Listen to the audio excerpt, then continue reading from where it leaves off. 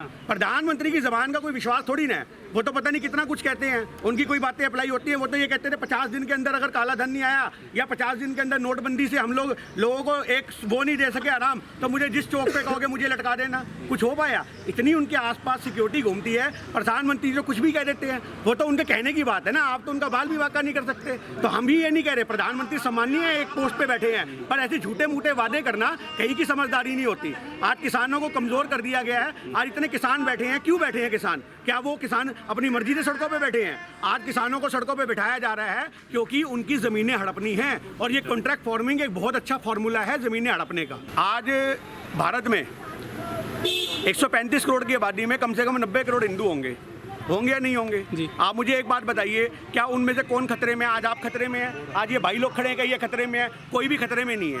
आज खतरे में सिर्फ और सिर्फ इनकी पार्टी है, और उस पार्टी के खतरे में होने की वजह से ये लोगों को भ्रमित करते हैं कि हिंदू खतरे में है। और ये जो आप बात कर रहे हो कि आतंकवाद की बात करते हैं, ये कमज़ोर नस है हिंदुस्तान की। आज हिंदुस्तान धर्म के नाम पर बटा बड़ा है, और हिंदुस्तान के लोगों की सबसे कमज़ोर नस जो है वो धर्म है।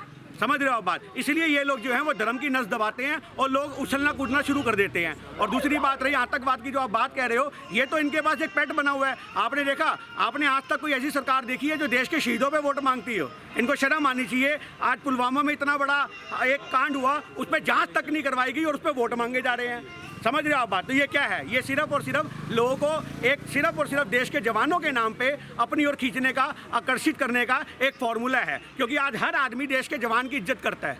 समझ रहे हो आप बात? आज वो हर जवान की सोचता है कि शहीद हुआ है तो ये हमारी घर की माँ का बेटा है, ये हमारा भाई है। हर आदमी उसको इस नज़र से देखता है, पर इन्होंने उसमें भी आज हिंदू मुस्लिम कर दिया है।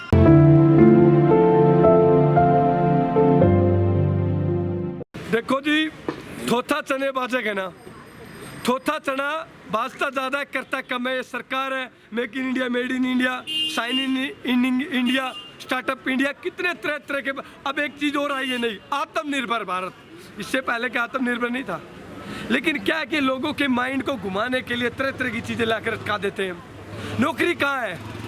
अरे 90,000 वैकेंसी निकलती है रेलवे की, 3.5 करोड़ युवा फार्म भर देता है। 5,000 वैकेंसी निकलती है दिल्ली पुलिस की, 29 लाख देश के युवा फार्म भर देते हैं। आज मेरे देश के अंदर 2018 में 8 करोड़ युवा बेरोजगार थे, आज 14 करोड़ युवा बेरोजगार हो चुके हैं। यदि 2 करोड़ नौकरियां हर साल दी जाती तो आज 6 साल में 12 करोड़ नौकरियां दी जा चुकी होती। कहाँ है कोई इनसे रोजगार के ऊपर पूछने वाला हो? देखिए जी, किसानों का हित तो सिर्फ सरकार को दिख रहा है। आज जो सरकार है, आप एक बात बताइए, 3 बिल बनाए हैं इन्होंने। आज उन 3 बिलों के बारे में आप बीजेपी के अगर प्रवक्ताओं से भी पूछोगे ना, उनको इसकी डेप्थनेस नहीं पता। आप ये सोचिए, मतलब उनको बिल पास करने से मतलब था, किसी को नहीं पता। ऐसे ही हमने अन्ना जी के अनशन के वक्त देखा था, लोकपाल बिल करते हर आदमी सड़कों पे था, पर किसी को पता नहीं था जन लोकपाल बिल है क्या।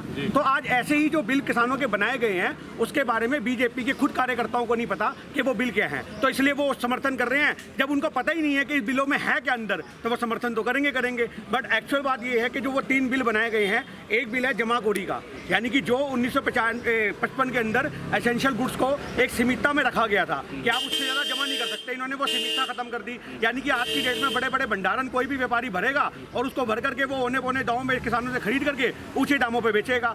दूसरा जो बिल इन्होंने पास किया वो कॉन्ट्रैक्ट फार्मिंग का। कॉन्ट्रैक्ट फार्मिंग में क्या किया गया? कॉन्ट्रैक्ट फार्मिंग में एक किसान को फसल उगाने से पहले ही एक व्यापारी के साथ अनुबंध करवा दिया जाएगा कि भैया वो कहेगा तेरी इस जमीन के ऊपर जो फसल उगेगी मैं तेरे को इतना दाम दूंगा। अब एक मान लीजिए बात, आप एक किसान है और आपसे एक अनुबंध कर लिया जाता है और मैं आपसे अनुबंध करता हूँ, बाद में मैं ही मुकर जाऊँ कि आपकी जो फसल की क्वालिटी है वो उतनी बढ़िया है ही नहीं, मैं आपको वो बिल मैं आपको उतना पैसा क्यों दूं? तो वो लिख के देगी ना, तो वो लिख के देगी, पर अगर क्वालिटी की बात आ जाएगी तो वो 2 मिनट में खत्म कर जाएंगे। अच्छा। आज एक बात बताइए, उसको लेकर के आप कहाँ जाएंगे?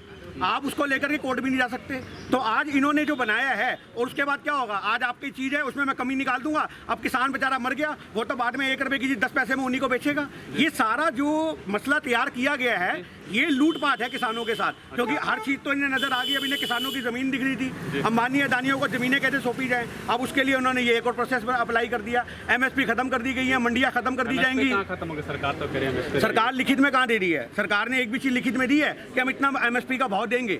MSP क्या होती है? Minimum support price. प्रधानमंत्री यानी जो कि कह रहे हैं ना। देखिए जी, मजबूत हाथों में देश तब होता जब देश के सारे सरकारी संस्थान बहुत अच्छी तरक्की कर रहे होते। आज आपने वो चीज़ देखी होगी कि बाप दादा कमा के जाते हैं और उनके बच्चे बेच बेच के खाते हैं, और आज आप उन बच्चों से ये उम्मीद करें और बच्चे बोले हमने देखो जी देश को मजबूत हाथों में कर दिया, तो आप कैसे मान लोगे? मजबूत हाथों में माना जाता है जब देश की संस्थाएं तरक्की करती हैं। आज हमारे देश की निरंतर संस्थाएं बिकती जा रही है, और जब चीज़ें बिकती जाएंगी तो मजबूत कहाँ से रह जाएगा? वो उन्होंने अपनी फिल्म के गाने में बोला, मैं देश नहीं बिकने दूंगा, मैं देश नहीं झुकने दूंगा। आज वो देश बिक भी रहा है, आज चाइना के सामने झुक भी रहा है। आज क्यों झुक रहा है? ये मोदी जी है। आज हमारी सेना जो है वो बहुत शक्तिशाली है, उनको झुकने की जरूरत नहीं है। आपने देखा होगा चाइना के अंदर, जब वो चाइना के बॉर्डर के अंदर लद्दाख के अंदर घुसे तो हमारे जो सैनिक थे उनके पास हथियार भी नहीं थे। हमारी सिख कौम के बंदों ने कृपानों से युद्ध करा। तो आप यहाँ से लगाइए मजबूत, ये उनको हथियार नहीं दे पा रहे सेना को भी, और ये सेना के ऊपर वोट मांगते हैं हमेशा। लेकिन सर अब तो राफेल जेट आ गया है देश में। एक बात बताइए, राफेल जैक आ गया, ऐसे तो परमाणु हथियार भी है हमारे पास,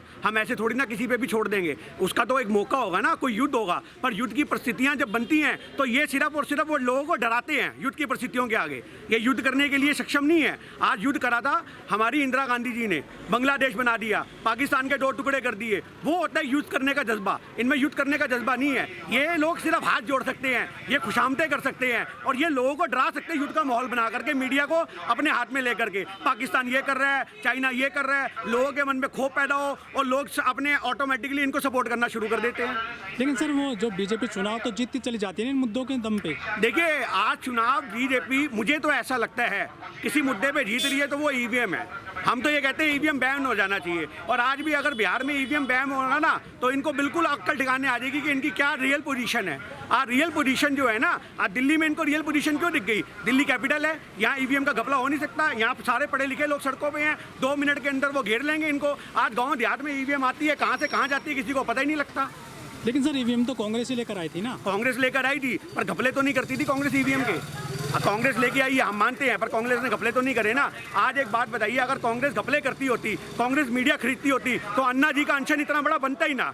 अन्ना जी के एक अनशन ने कांग्रेस की सरकार को गिराने का काम किया, और वो अनशन भी जो है ये प्लान था, प्लान्ड। आप समझना, अन्ना हजारे जी आज क्यों नहीं आते? आज भी बहुत से मुद्दे हैं। अन्ना हजारे जी को एक मोहरा बना करके बीजेपी ने पेश किया। अन्ना हजारे एक मोहरा था, उसके बाद अन्ना हजारे कहीं नहीं गया। मैंने किताब लिखी हुई है, असली भ्रष्टाचारी कौन, सरकार या जनता। उस किताब के अंदर मैंने अन्ना हजारे जी के पक्ष में भी लिखा हुआ है, पर आज मुझे अफसोस होता है कि मैंने उनके पक्ष में क्यों लिखा, क्योंकि उन्होंने सिर्फ और सिर्फ बीजेपी की प्लान पॉलिसियों को, बीजेपी ने उसी समय सोच लिया अगर कांग्रेस को गिराना है अन्ना हजारे को लेकर के आओ, और अन्ना हजारे को लाने के बाद दूसरा काम किया कि मीडिया को खरीदने का। तीसरा, जो अन्ना जी के भीड़ में, अनशन में जो भीड़ आई, वो कौन थी? वो सिर्फ और सिर्फ इनकी पार्टी के सपोर्टर थे, जिन्होंने उस मुद्दे को बहुत गर्म किया, बहुत बड़ा बनाया, और उसको बना करके कांग्रेस की छवि खराब की। कांग्रेस ने अगर मीडिया खरीदा होता उस टाइम पे, तो आज कोई भी आज कांग्रेस की पार्टी को गिरा नहीं सकता था। कांग्रेस लोकतंत्र में विश्वास रखती है। लेकिन सर बीजेपी कहती है कि कांग्रेस ने जो 70 साल में गड्ढे खोदे हम उनको भर रहे हैं। आप एक बात बताइए, जो गड्ढे खोदे हैं उनको भरने की बात की जाए, चलो मान लिया आपकी बात कि कांग्रेस के टाइम के उन्होंने गड्ढे खोदे हैं, आज उन गड्ढों के अंदर उन्होंने पब्लिक को उतार दिया है। आप उनको कह रहे हो गड्ढों को भरने के लिए, इन्होंने क्या किया? इन्होंने ये देखा, अच्छा ये गड्ढा है, 100 आदमी लो इस गड्ढे में डाल दो, गड्ढा भर गया। आज हिंदुस्तान गड्ढे में चला गया, गड्ढा भरते भरते। आप ये बात कह रहे हो कि गड्ढा ये किसी और तरीके से भरने की सोचते, और किस सरकार के अंदर आप ये कह सकते हो कि जो करप्शन का लेवल है वो नहीं है। आज इन्होंने कांग्रेस को बहुत जल्दी घेर लिया और ऐसे ऐसे आरोप लगाए, 2G घोटाला, ये घोटाला, जो कोर्ट में भी साबित नहीं हो पाए। मतलब वो क्या था? वो अपनी मर्जी से बनाए गए करप्शन के मुद्दे थे, जिसपे लोगों को भ्रमित किया गया और मीडिया ने पूरा साथ दिया। सर जो कुछ समस्याएं हैं देश में, चाहे आर्थिक समस्या हैं, चाहे और सामाजिक समस्याएं हैं, उनके लिए आज भी नेहरू जी को वो जो है दोषी मानते हैं। देखिए, आर्थिक समस्याएं, सामाजिक समस्याएं, आज नेहरू जी को गए 50 साल से ऊपर हो चुके हैं। मेरी बात आप समझ रहे हो? आज बीजेपी को रूलिंग करते हुए 6-7 साल दोबारा हो चुके हैं। आज कितने मुद्दे उठाएंगे गलतियों के?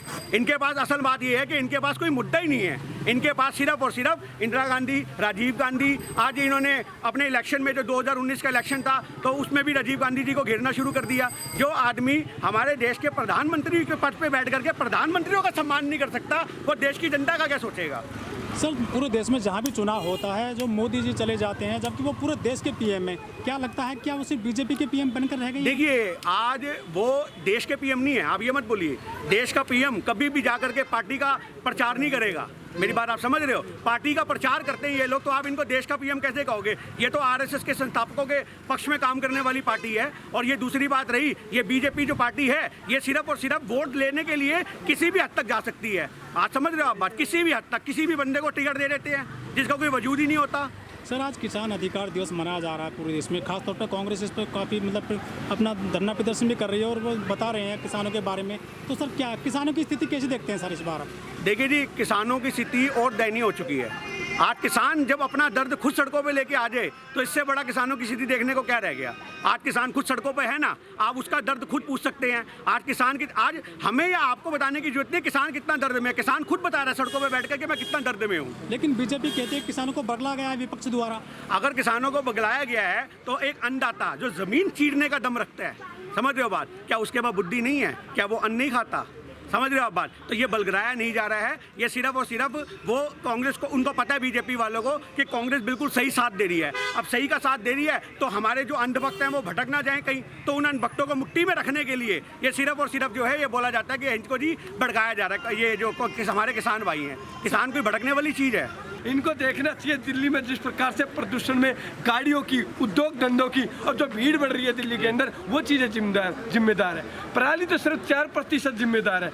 आज एमसीडी स्कूल के चाहे टीचर हो या दिल्ली जो एमसीडी के जितने भी हॉस्पिटल है, उनके डॉक्टर हैं, नर्सिस हैं, सफाई कर्मचारी हैं, उनको तनख्वाह नहीं मिल रही। वो पिछले कई महीनों से धरना प्रदर्शन पे बैठे हैं, लेकिन लोग कहाँ जाए? इससे पहले भी दिल्ली के अंदर 15 साल कांग्रेस की सरकार रही, हमारे अपोजिशन में 10 साल तक एमसीडी बीजेपी रही, कभी ऐसी लड़ाई नहीं देखी। लेकिन ये जो चाचा भतीजे की सरकार है वो उसके ऊपर फेंक देता है, वो उसके ऊपर फेंक देता है। एक ने तो हिंदू मुस्लिम और जो हिंदू मुस्लिम के ऊपर करके लोगों के दिमाग के, लोगों के अंदर नफरत फैला के सरकार बना दी। एक इंसान ने फ्री की रेवड़ियाँ बांट कर, जो फ्री की रेवड़ियाँ बांट कर ना नौकरी है, नौकरी नहीं है तो छोकरी भी नहीं है। ये भी ध्यान रख ले, मेरा देश का युवा भी आज सड़कों पे घूम रहा है। क्योंकि हर कोई जो बेटी का बाप होता है ना, अपनी बेटी के लिए दामाद देखने के लिए जाता है, बच्चा क्या करता है? नौकरी नहीं करता तो छोकरी कहाँ है?